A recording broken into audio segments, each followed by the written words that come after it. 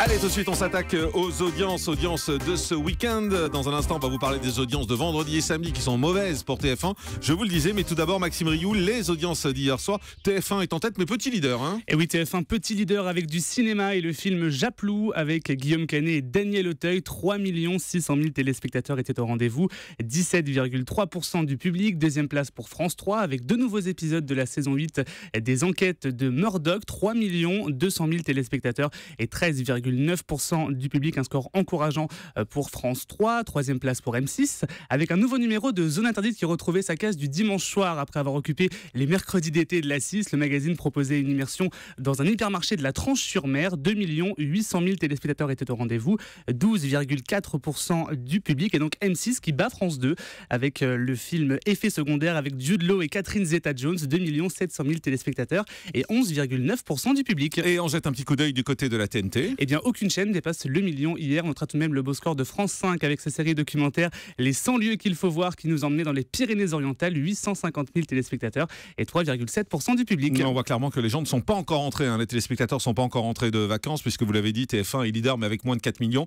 Et sur la TNT, personne ne dépasse le million. Donc ça sent bon les vacances encore. C'était sans doute d'ailleurs le dernier week-end où il y avait des chiffres aussi petits puisque la rentrée scolaire, vous le savez, c'est demain. Du côté de ce week-end, eh bien, que s'est-il passé samedi? TF1 a été battu? Et oui, un week-end assez compliqué pour TF1. Samedi, c'était donc France 3 qui était largement leader des audiences avec la rediffusion du téléfilm La disparue du Pilat avec Véronique Jeunesse, 3,5 millions de téléspectateurs et 19,4% du public. Deuxième place donc pour TF1 avec son grand concours des enfants présenté par Carole Rousseau. Seulement 2 700 000 téléspectateurs ont suivi la victoire de la jeune Amy, soit 16,5% du public. Troisième place pour France 2 avec le dernier numéro de Fort Boyard avec Alex Good et Jean-Marie Bigard. 2 700 000 téléspectateurs et 15,4% du public. Et puis vendredi, alors même topo pour TF1 qui s'est également fait battre. Absolument, battre par France 2 qui est en tête avec le retour de la saison 2 de sa série Les Petits Meurtres d'Agatha Christie. Plus de 4 100 000 fidèles présents, soit 19,8% de public. Un score très encourageant pour la 2. Deuxième place donc pour TF1